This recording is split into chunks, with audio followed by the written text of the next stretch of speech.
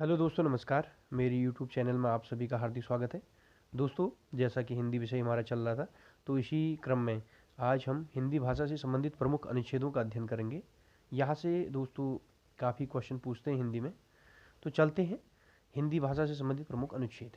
दोस्तों, भारत के संविधान, जो भारत के कानून की किताब है, उसमें कौन कौन से अनुच्छेद हैं जो हिंदी भाषा को समर्पित हैं।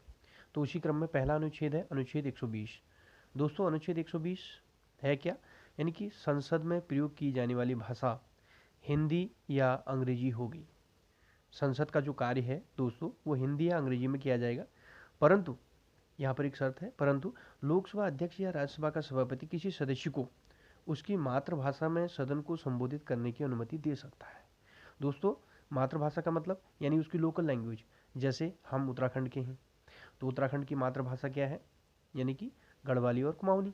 तो इसमें जो है वो किसी सदस्य को, यानी कि जो एमपी है, मेंबर ऑफ पार्लियामेंट है, उसको सदन को संबोधित करने की अनुमति दे सकता है। हाँ, उसे या तो हिंदी नहीं आती है या अंग्रेजी नहीं आती है, तब ऐसी स्थिति में क्या होगा, वो अपनी जो क्षेत्रीय भाषा है उसका प्रयोग करेगा। दोस्तों, दूसरा अनुच्छेद है अनुच्छेद 210। यानी कि ऊपर अनुच्छेद 120 था, दो को एक की जगह ले आओ, एक को दो की जगह ले आओ, तो 210 हो गया। ऐसे याद हो जाएगा दोस्तों। यानी अनुच्छेद 210 में क्या है दोस्तों? राज्य विधानमंडल, राज्य जो विधानमंडल है उसका जो कार्य है, वो कार्य जो है वो अपने या तो अपनी राजभाषा में कर सकता है, राज्य की राजभाषा में, या वो हिंदी में कर सकता है या फिर अंग्रेजी में कर सकता है।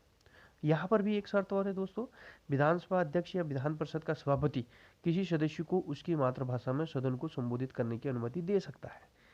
ठीक है, यानी कि जो एमएलए है, यहाँ पर मेंबर ऑफ लेजिस्लेटिव असेंबली, यानी मेंबर, जो एमएलए है, एमएलए को हो सकता है हिंदी ना आए, हो सकता है उसे अंग्रेजी ना आए, तो ऐसी स्थिति में क्या है, जो है, या उसे राज्य की राजभाषा ना आए, तो ऐसी स्थिति में क्या है, यानी कि जो उसको जो है उसकी क्षेत्रीय भाषा, उसको अपनी लोकल लैंग्वेज में बोलने की, यहाँ पर मातृभाषा में बोलने की उसको अनुमति है। ठीक है दोस्तों, अब चलते हैं दोस्तों हम भाग 17 राजभाषा, यानी कि भारत के संविधान में 22 भाग हैं, इन 22 भाग में भाग 17 हम चलेंगे, तो वहाँ राजभाषा से संबंधित इस भाग में उपबंध है, यानी भाग 17 जो है राजभाषा को समर्पित है। तो दोस्तों, इसमें हम चलेंगे अध्याय 1, भाग 17 का जो अध्याय 1 है, संघ की भाषा। तो दोस्तों, संघ की भाषा, तो पहला अनुच्छेद है अनुच्छेद 343। जो भाग 17 राजभाषा है वो अनुच्छेद 343 से लेकर 351 तक है। तो एक एक करके हम चलते हैं। अनुच्छेद 343, अनुच्छेद 343 क्या कहता है दोस्तों? संघ की राजभाषा। संघ की राजभाषा, अनुच्छेद 343 का जो ए है वो ये कहता है कि जो संघ की राजभाषा है वो हिंदी होगी और उसकी लिपि जो है वो देवनागरी होगी। ठीक है दोस्तों, और अंकों का रूप भारतीय अंकों का अंतर्राष्ट्रीय रूप होगा। ठीक है दोस्तों, अब अनुच्छेद 343 का वैसे दो क्या कहता है, लेकिन एक ही इंपॉर्टेंट है, संघ की राजभाषा हिंदी होगी और उसकी लिपि देवनागरी होगी। इतना ही आपको जानना है, यही एग्जाम में प्रश्न पूछता है कि यानी कि संघ की राजभाषा जो है हमारी हिंदी होगी, ये किस अनुच्छेद में वर्णन है, ये क्वेश्चन पूछता है। और आपको ये भी पता है कि 14 सितंबर 1949 को यानी कि हिंदी राजभाषा घोषित हुई। ठीक है, और इसी कारण 14 सितंबर को हिंदी दिवस मनाया जाता है, और हिंदी सप्ताह दिवस जो है 14 सितंबर से लेकर 21 सितंबर के बीच होता है।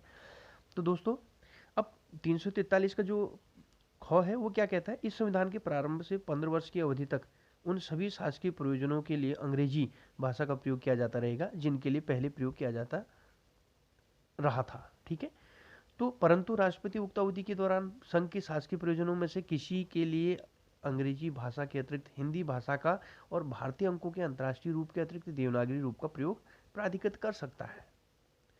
ठीक है दोस्तों, अब 343 का गौ क्या कहता है? संसद उक्त 15 वर्ष की अवधि के पश्चात विधि द्वारा अंग्रेजी भाषा का या अंकों की देवनागरी रूप का ऐसे प्रयोजनों के लिए प्रयोग उपबंधित कर सकेगा जो ऐसी विधि में विनिर्दिष्ट किए जाएं। लेकिन दोस्तों, इसमें जो सबसे इंपॉर्टेंट आपका 343 का एक, यानी कि क। अब हम चलते हैं दोस्तों 344 में। तो 344 क्या है दोस्तों? राजभाषा आयोग का गठन, यानी कि राष्ट्रपति प्रत्येक 5 वर्ष पश्चात राजभाषा आयोग का गठन करेगा। संसद समिति 10 वर्ष पश्चात राजभाषा आयोग का गठन कर पाएगा। अध्याय 2 में चलते हैं, प्रादेशिक भाषा।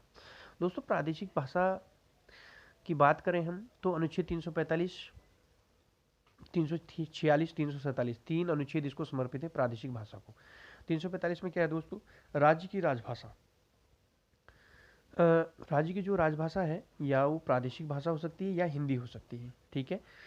और 346 क्या कहता है, दो राज्यों के बीच, मान लीजिए जैसे उत्तराखंड और उत्तर प्रदेश है, इन दो राज्यों के बीच में या राज्य और संघ के बीच, यानी कि जैसे उत्तराखंड और केंद्र सरकार के बीच जो पत्राचार होगा, यानी उसमें जो कौन सी भाषा प्रयुक्त होगी, तो पत्राचार में जो भाषा प्रयुक्त होगी वो संघ द्वारा तत्समय प्राधिकृत भाषा, संघ ने जो निर्धारित की हो, जैसे हिंदी निर्धारित की है उसने, तो वो होगी, ठीक है। अनुच्छेद 347 क्या कहता है दोस्तों, देखो अनुच्छेद 347 कहता है कि राज्य की जनसंख्या के किसी अनुभाग द्वारा बोली जाने वाली भाषा के संबंध में विशेष उपबंध है दोस्तों, इसमें उतना इंपॉर्टेंट नहीं है।